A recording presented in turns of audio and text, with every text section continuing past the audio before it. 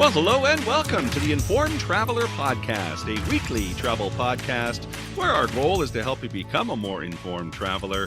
And I'm your host, Randy Sharman. Our resident travel expert, Onanta Forbes, is in Jamaica this week as she was invited to the Sandals-hosted BackToJamaica2025 event at the Sandals Dunns River Resort. So in a few seconds, we'll check in with her, and apparently she will have a special guest joining her as well. Plus, if getting more exercise is in your plans for the new year, how about taking a family bike trip? Travel writer Lisa Lucas did just that with her family, cycling through the Netherlands. She also wrote about it, so Lisa will join us later to share her experience and offer some tips. But first, let's kick things off, chatting with travel expert Onanta Forbes, who joins us each week to discuss some of the travel news and travel trends. You can follow her adventures on Instagram, Facebook, and X at Onanta Forbes. OnantaForbes.com is her website. Hello, Onanta. Hello, how are you? I'm well, thank you. Tell us where you are, and we have a special guest today, so I'll let you introduce him. Right, so I am very fortunate to be in Jamaica, and I am one of 21 Canadian travel advisors who was invited to the Back to Jamaica 2025 event, and we're part of a 200 plus contingent. And so the purpose of this is to recognize Jamaica's recovery from the Category 5 Hurricane Melissa that happened here, November 28th? A month ago, yeah. Yeah, so this is kind of showing people that it's okay to come to Jamaica. I want to just start our conversation. There's a in Jamaican patois, it's people say soon come. It means that it's going. People are going to be with you soon. But I want to switch it around and tell our guests, our listeners, and our travelers to come soon to Jamaica. I love that. Yeah, we're ready. We're ready. And CJ and I go back a long time. Did you know that CJ used to be when he was a baby? He was my sales rep in Calgary. And I'd chase him down. I put out an APB for CJ. I tell my staff, I need to see CJ. If he comes into the office, he has to call me. And he did. Oh, it is no joke. Okay. It is, Randy, it is no joke. The stories I could tell. The history is serious. I thought she was going to say she was your babysitter. No. I could not on that. No, but it would be funny when her office, she literally would send out a message, and as soon as I show up into any of her locations, they'd be like, Onanta's looking for you. She put an APB out. Okay, give her a call. So that was always fun. It was always good. But we've always had a great relationship, and it's fantastic. We had the opportunity to have Onanta join us, and I'm glad she said yes. I really am glad she said yes. So the opportunities here for us to look at the different facilities and the basically the condition of the island and of the resort. And, it is about a 90-minute bus transfer from the airport to where we are right now. But honestly, Randy, if you didn't know there was a hurricane a month ago, other than a few trees that are blown over and some roofs that have blue tarp on it, you wouldn't guess. So kudos to the Jamaican people, because they have pride and resilience, and they are, getting things ready for guests to come. Mm-hmm. Well, we've discussed this in past podcasts, Onanta, about the conundrum that people have when a disaster hits a certain area. Is it okay to go back? And so it sounds like this is the kind of event that says, it is okay. Yeah, Randy, what we found is that our executive chairman had the brilliant idea of saying, hey, we're scheduled to reopen we're scheduled to reopen 5 of our 8 resorts here in Jamaica on the 6th of December. So for us, we were super excited at the opportunity when he said, how about we invite our travel advisors and key industry partners to join us in destination so they see what the recovery looks like, so they can get that confidence in understanding what the product is all about, and the fact that though we may have been impacted a little bit over a month ago, we've done tremendous work to get the island up and running and back. They even did tours today, for crying out loud. So we were super excited that people were able to go out and experience the product. And Onanta's social media is blowing up with all the great content. Well, there's a lot of great content to share, and today I was the fortunate participant in a spa experience. And you know that term glowing? Yeah, I'm glowing after my facial. And I really wish my fellow Canadians could come and join Sandals Dunns River and experience that, but also experience the resort. The resort is beautiful. It absolutely has so many amenities for you, like lots of different restaurants. I had lunch in the Jerk Shack. So if you like jerk chicken or beef patties, it's yummy. And there's a beautiful pool. There's swim out room categories for you to enjoy. So as CJ said, there's lots for you to do on and off the resort. So yes, there's times and that some places are not ready yet, and that includes South Coast, and they're working hard. But what I really like about Sandals as a brand, yes, it's luxury. Yes, you're going to get great service and beautiful staff, but it cares about Jamaica. You know what? It takes care of their employees that were affected, and they are staging some really good philanthropic events. Like we were encouraged to bring school supplies for 3 to 12-year-olds to give to people who unfortunately were affected by the hurricane, and we're gonna stuff. Stocking. Yes, so we're really looking forward to that. So, so not only will travelers and guests get a great product and 5-star accommodation, but they're gonna support a brand that cares for Jamaica, which is super important in today's world because it's not all about money. Yeah. Mm-hmm. Well, exactly. And I'm glad you mentioned the number of resorts that Sandals has in Jamaica. I believe you said 8. So yeah, you're all over the place there. Yeah, absolutely. You know what? Jamaica is home. Jamaica is where the brand was born in 1981. So 44 years going to 45. And so for us, Jamaica is home. So we've got 8 resorts here in Jamaica, of which, like I said, 5 are reopening on December 6th. So we're super happy that that's the case. And of course, the other 3, we're taking the opportunity to do tremendous enhancements. So it is scheduled to reopen. They're scheduled to reopen in May of next year. So we're really excited about the opportunity ahead, but also more importantly, we're appreciative of the great support that the travel agent community, the traveling community as well. So clients who are listening to your listeners, literally, that look to this podcast for great insight, for great advice, just for great updates, are going to love the fact that you've got a brand that's really reinvesting in the destination, but more importantly in its people, and also inviting you to come and see what we're doing, hold us accountable. So we're really excited about this opportunity. I was just going to say, this isn't the first time that Jamaica has been hit by a hurricane, but it seems to me it's the first time that any of this kind of event was held to sort of showcase Jamaica, saying we're okay. We still need some work we have work to do, but yeah, you're welcome to come.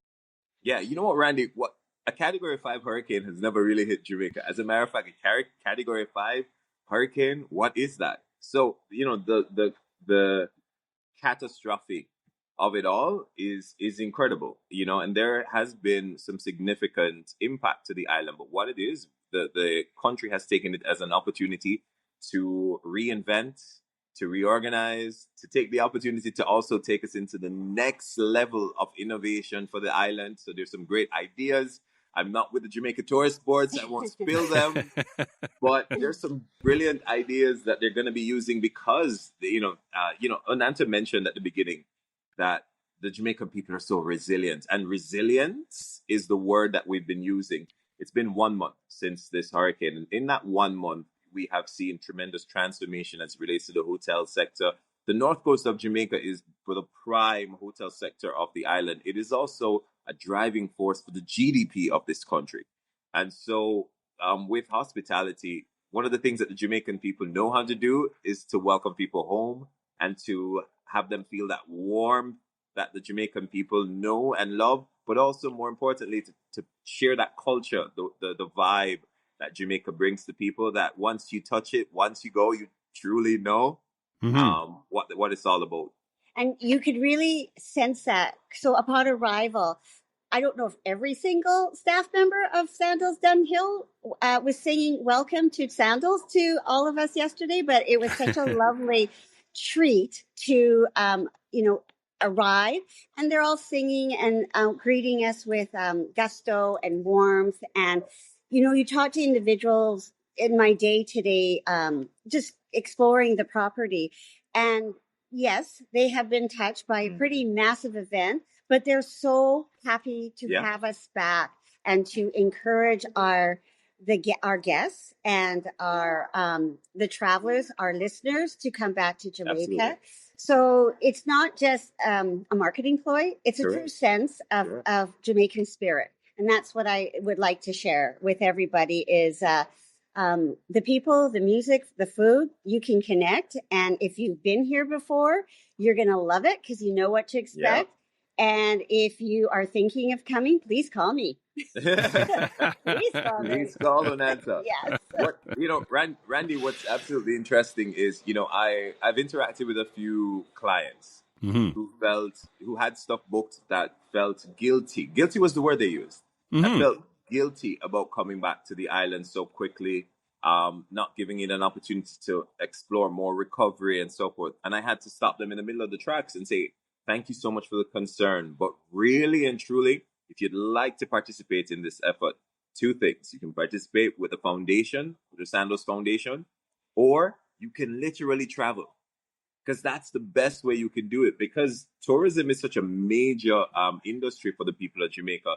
Traveling actually keeps them fully and gainfully employed, which is another thing, by the way. And let me just do a quick Sandals plug. We did not lay off any of our team members during this time away. And we put so many systems in place that for dignity purposes, I won't go into in depth about it. However, there's so many systems that they put in place to support the team members that have been impacted throughout this process, including, by the way, and this one I will say, including having physicians and therapists involved in the resort come onto the resorts and do trainings and so forth and just speak to them, because sometimes they just need an outlet. So it is a family here at Sandals and Beaches Resorts, and it's difficult to sometimes express that in our commercials, but once you touch it and experience it yourself, you understand it. And you could see that from the top of the leadership with Adam Stewart, who's the executive chairman of Sandals. And, I watch on YouTube and on different social media, him going out and meeting the people, going to ground level and talking to them. And you see I think he's even part of the government's task force in Jamaica to, help lead what is necessary to rebuild and to regrow. But at the end of the day, as I say, Jamaica is a great destination to come to, but also it's good to work with preferred suppliers such as Sandals and Beaches in bringing our guests to the destination, so they know that their hard-earned money, traveling dollars, is to good use, because they're supporting a great island. Which I have to say, I don't know if you know this, Ryan. I was born here, so it is coming home for you. It is. You could. I wish I could have seen her face when she got to the arrival and heard them say "Welcome home." I wish I could have seen your face. Yes, and welcome home means eating to me. So I've already had 2 Jamaican patties. I've already had jerk chicken, a few rum punches. So check. So it is a great destination, a good feeling. It's warm, it's welcoming. It's not only beautiful, but it's the energy behind Jamaica as well. And so you reiterate again the 2 things that people can do to help out. There's the Sandals Foundation, and there's just going to visit. Absolutely. So the sandalsfoundation.org is how they can contribute to the process. And by the way, with the Sandals Foundation, 100% of donations go into an initiative, because the actual overhead of the foundation is covered by Sandals Resorts International. So for Sandals Foundation, 100% of donations actually goes back into an initiative. And if they want, they can totally research. Sandalsfoundation.org has lots of information, and they can totally research that. And then the second thing, which is the most important, is to travel. Call Onanta. Get it all set up. She's going to tell you where's available, what's available. The resort personalities are very different. So depending on what you're looking for, she could totally mix and match the resort experience for you. But the best way you can totally support this island is to definitely travel. The people would appreciate it. Oh, absolutely. And we appreciate, as a travel community, Sandals welcoming us and giving us this preview of the resort. We're just happy you could come. And so at such short notice, too. It was an early Christmas present for me. Well, thank you to the both of you. Onanta Forbes is a travel expert. You can follow her adventures in Jamaica at the Sandals Dunns River Resort on Facebook, Instagram, and X at Onanta Forbes. Her website is onantaforbes.com. And a special guest, CJ Smith, Director of Sales for Canada with Sandals Resorts, sandals.com is their website. And they are coming to us from the Sandals Dunns River Resort, one of 5 that are reopening, one of 8 Sandals Resorts in Jamaica. So I appreciate your time. I'm sure there's things you need to do and want to do. So I appreciate you taking the time to do this for us. Yeah, man. Yeah. See, she just keeps surprising me. Thank you so much. Thank you to your listeners. Thank you so much for having me. Take care, Randy.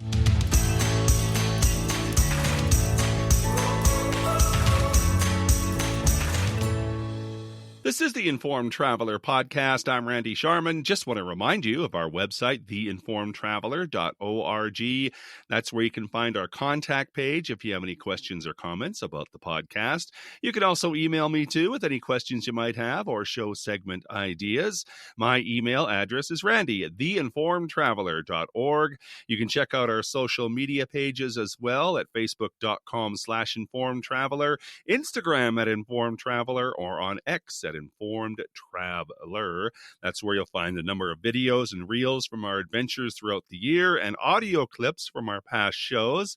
Plus, you can sign up for our monthly newsletter. It's released at the beginning of every month. Our December issue is now available. Just go to our website, theinformedtraveler.org, click on the newsletter button, and it'll take you right there. Or better yet, you can subscribe to it and have it arrive in your inbox each month. Well, if getting more exercises in your plans for the new year, how about doing a family bike trip? Travel writer Lisa Lucas did just that with her family cycling through the Netherlands. She also wrote about it in The Guardian in an article titled Freewheeling Family Fun in the Netherlands, a cycling and camping trip along the Maas River. And Lisa joins us now to share her experience. Hi, Lisa. Hello, Randy. Thank you for doing this. It's very nice to chat with you. You're a freelance travel and lifestyle writer. Tell me a bit about what got you into the travel writing world.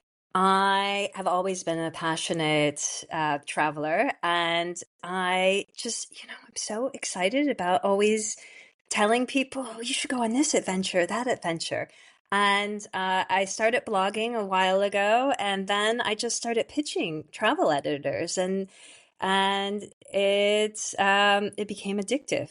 The dopamine hits of getting exciting adventures published, and people saying, "Oh, I should go and do that too." It's too much, too exciting. Well, and one of the exciting adventures that you did write about for The Guardian, it's on the Guardian website, theguardian.com, freewheeling family fun in the Netherlands, a cycling and camping trip along the Maas River. So before we get into the nuts and bolts of the actual trip, though, was this the first time that you kind of thought you're going to go on a family adventure, or have you done things similar before that? Well, so I've always done bike adventures. And so I biked the Transamerica from Virginia out to Oregon and down to LA when I was around 20. And then I became a cycling addict and went across Europe. And so as soon as I knew I was pregnant, I said, oh man, I've got to get these kids on bikes. And so we have always done a lot of adventures. One early adventure with the kids on bikes was going on the Canal du Midi in the south of France. And it's a canal towpath. And we took them when they were 1 and 3 in a trailer. And so we self-supported on starting in Toulouse, and we went to Sète, and just had the girls in the back in the trailer, and that was fun. But of course, it didn't require any of their own motivation, because we just strapped them in there.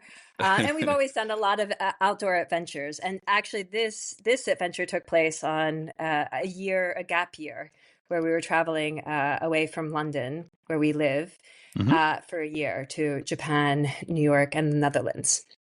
Wow. And we should say, yes, you're based in London. So when you talk about going to France and to the Netherlands, it's an easy hop over. Is the area that we're talking about we're going to talk about in the Netherlands, is that a popular area for Europeans in general, just to do cycling trips, or is it just anywhere in Europe? It seems to me it's a lot easier to do cycling trips in Europe than it is in North America. It is, specifically because they have a lot of mapped cycling routes. And so there's the whole Eurovelo network that has nearly 20 mapped cycling routes that are all dotted all across Europe. And you can buy maps to see these established routes, and they will give you some direction on camping, hotels, some cafes and restaurants. And usually along those routes, there's a lot of infrastructure set up. And so you can rent bikes, and you don't have to just make it up as you go along, like you would if you were just navigating across Canada. Mm-hmm. So let's talk about the trip. It was a few months ago, if I am reading the article correctly, obviously in the summertime. And so where did you start? How did it all begin? Yeah, so this was the first really long distance bike trip that we did as a family. And so we were living in Leiden in the Netherlands, and we had long-term rented bikes, and we did a lot of biking from our house out to the ocean. And the Netherlands is just networked with bike paths in every direction. I mean, it's really, really miraculous for somebody that grew up. I grew up in Ohio, and we had to go in a car to get milk. Right. And so I have a real appreciation for the amount of dedication it takes for a country to set up bike paths and sidewalks, so that you are able to move as a person, to go and get the things you need, and kind of have this kind of leisure activity. And really, honestly, you could bike from Amsterdam to Belgium without your phone, without a map, just using the signposting and getting down there on bike paths. That's how extensive their paths are. But on top of that, they also have a number of established leisure paths. And so when we were planning to live there, I was fixated on finding the path that would be easy enough for my darling girls, and they were 7 and 9 at the time of the ride. And they're hardy, but any 7-year-old, there's it's a negotiation, 9, right? So they have their limits. It's a negotiation. There's a lot of treats involved. I bet. Bribery. But no, they like doing family adventures. But I knew that it had to be flat, that we were going to go self-supported. And so I was looking, okay, what is flat? What is the most beautiful route we can take in the Netherlands? And so I was, just asking around, and everyone really pointed me towards the Maas route. And so that is why we decided on this route. Among all the others, there were probably 5 in contention.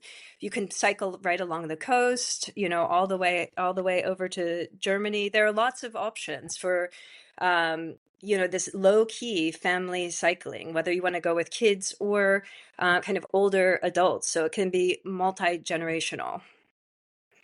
I like the idea that it's flat. Yeah. It's true. And not only is it flat, but something that I found was really important when we did the Canal du Midi a couple or several years ago now, is that I thought, okay, well, this is a towpath along a canal, so of course this is going to be flat. But what I didn't realize is it's so established with all these beautiful plane trees that actually has a lot of exposed roots, and so not all of it was paved. And I would say in the Netherlands, I mean, definitely on this Moss route, but on most of their bike routes, they're all really, really nicely paved and tarmac. And so it's one thing to have a protected, segregated bike route, but it's another that it is really, really easy riding on it. And I would say that that's another tick for why this is a great place to do this. But yeah, certainly, yeah, the elevation grading is just, minuscule. Well, that's my kind of bike riding. on a paved surface that's flat. Yeah, I mean, that's the thing. And actually, there are lots of options for getting electric bikes as well. And so if you are interested Even in doing better. long distances. Yeah, no, exactly. I mean, that's why I think that a lot of people, they might be concerned about the idea of doing, a bike holiday adventure vacation. But actually, if you take all of these variables away, like, okay, well, you aren't going, it's really, it's not going to be graded, and you can just stop. There's plenty of cafes. You can get an espresso anytime you want. And actually, you might be doing 50K over the course of a day. But, if you're on an electric bike, you can really relax and watch a lot of the, scenery, especially if you feel like you're on a pretty protected path, as opposed to like fighting with cars on a really busy road. And I've experienced both, and it's a marked difference. Oh, I bet. Yeah. And also, like you say, it's not like you're in the middle of nowhere. If you want to stop and have something, a snack or something, you can, right? Or a bathroom break or whatever.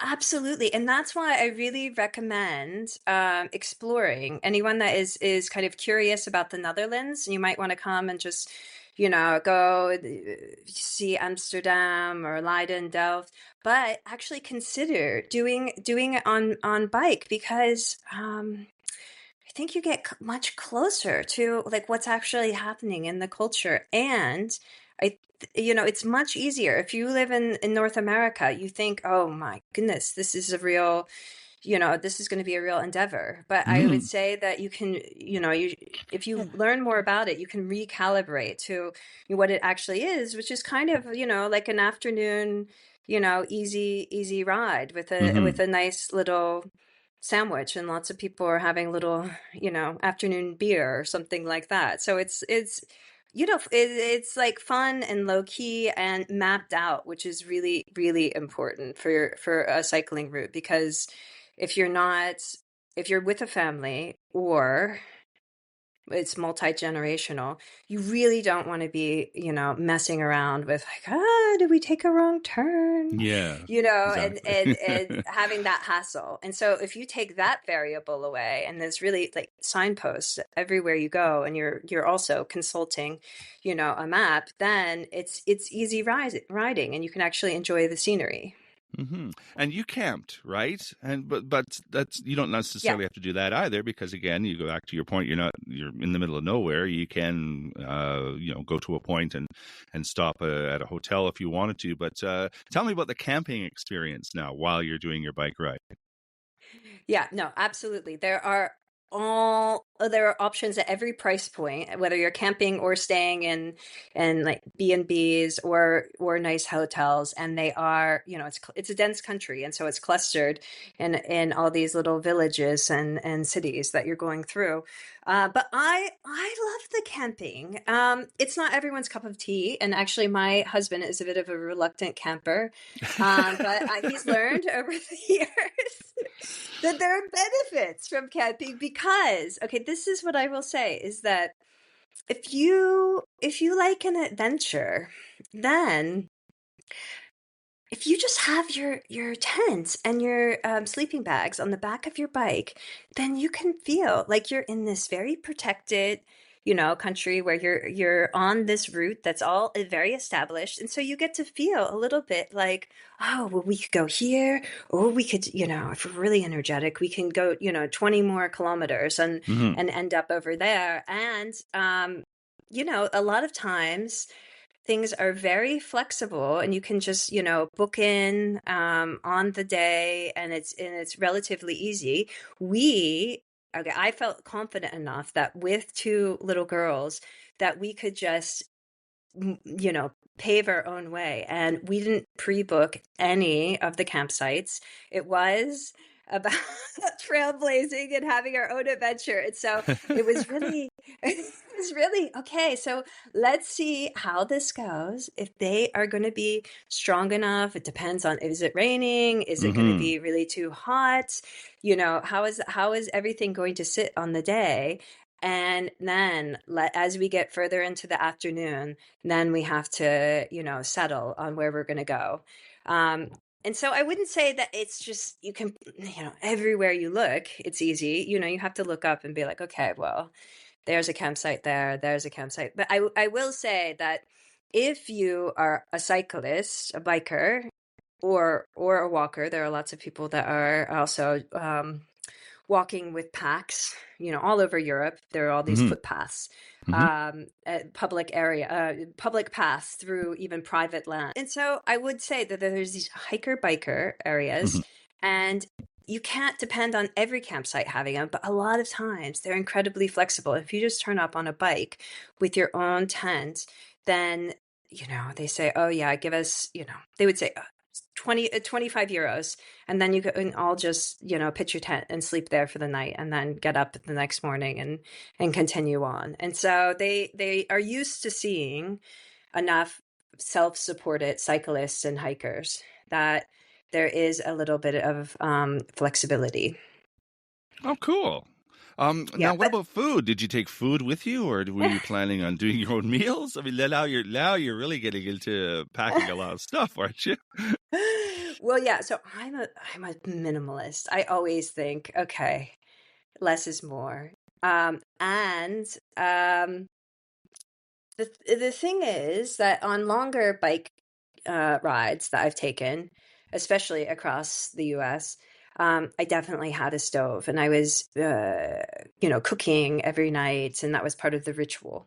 However, when traveling with kids, what we tend to do is we tend to eat out for one big meal, partially because it's very time consuming to eat out. And so we kind of plan, okay, so are we going to go for, a big brunch, or are we going to go and try to get all of our mileage done and have a early finish at 5 and have a big dinner, maybe have a beer or something like that? Or, so we usually try to plan into the day we're just going to sit and lounge around and take our time over the meal. And then the other meals, we tend to go to the supermarket and get, a baguette. You could get pots of hummus or egg salad, or just lots of lunch meat and cheeses, and then layer on the tomatoes and cucumbers, and then other staples on other trips would be bagels, because they really hold their shape and you can kind of pack those in and without smushing them. And I usually have a thing of peanut butter and maybe some bananas. And so a peanut butter and banana bagel, that will get you going in the morning. Yeah. But yeah, I like to focus on picnic food for about 2 meals, and then sit down for kind of a really big, nice, relaxed meal. And so that's generally the rhythm. And even when we're traveling, just to regular, throughout Europe, not necessarily cycling, I feel like that is a really nice pace, because if you're sitting down for a heavy meal all the time, it's just too much. And there's so many amazing, there's so much amazing food, and it's great to, kind of picnic all over the place. And it's really well set up for that. You don't feel like, you're the only one doing it. I mean, for sure, just gathering some lovely stuff, and you can find picnic benches, and it just feels like, you blend into, the local landscape. So, what didn't you like? what didn't you know that you wished you knew going into this, or like what would you do differently if you did it all over again? Yeah, I mean, it was unexpectedly hot on the week that we ended up doing this. And so that is the thing. In Northern Europe, you get moderate weather, but there are always these, fluctuations where it really cranks up to, from 25 to 30, in the summer, and it's hard to predict. And it was boiling.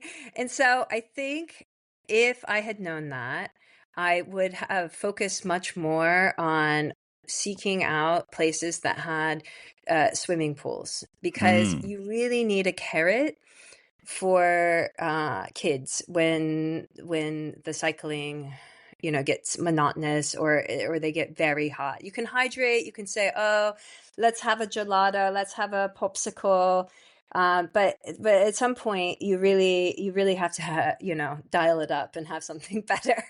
And so we did, after one day, 2 days, we really hit this point where we're like, oh my goodness, this is boiling. And so we became obsessed with finding water park that we could go, and they had a campsite not far from it. And so that became our whole raison d'etre. So I think that if I had known that it was going to be as hot as it was, I might have tried to pace our route a little bit more so we could hit more local pools and kind of get them more incentive. And honestly, I mean, if you're having a good trip, and I don't know if you find this, but I always wish that I had more time. I mean, it's just sort of infinite things that catch my attention and curiosity, and I want to stop, and I wish we had longer there or here. And especially with the kids, you want to do fun stuff. I mentioned in this Guardian piece about the high ropes course that they went a couple times. But also we were really close to one of, kind of the Disney World of the Netherlands, that is kind of more offbeat than Disney itself, but and kind of quirky. And it was only maybe like 40 euros to get in, instead of kind of half of your salary for the year. Yeah, Going exactly. to Disney.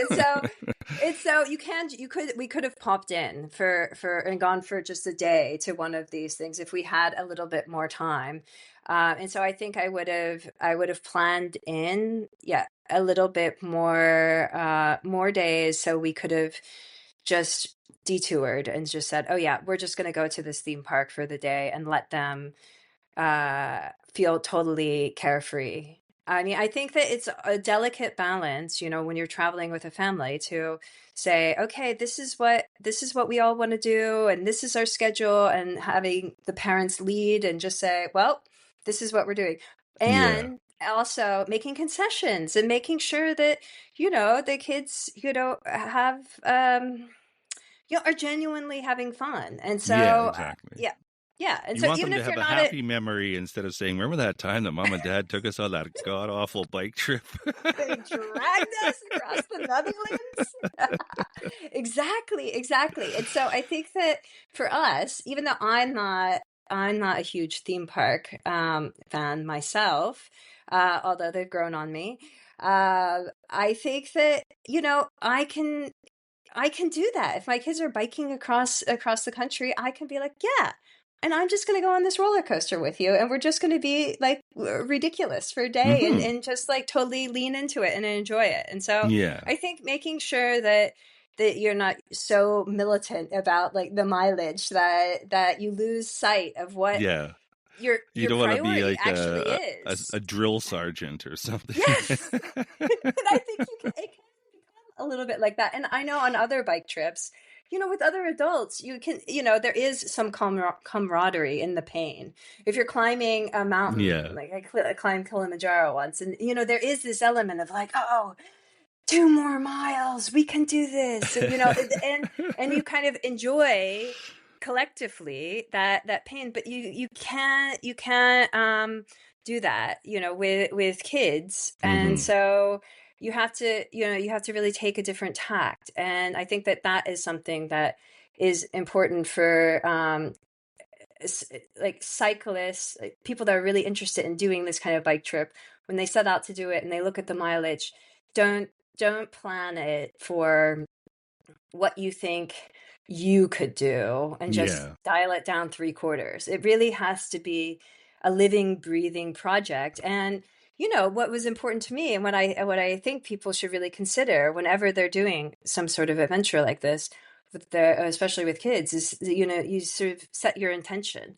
What are we here to do? Yeah, exactly. What do we want to get out of this?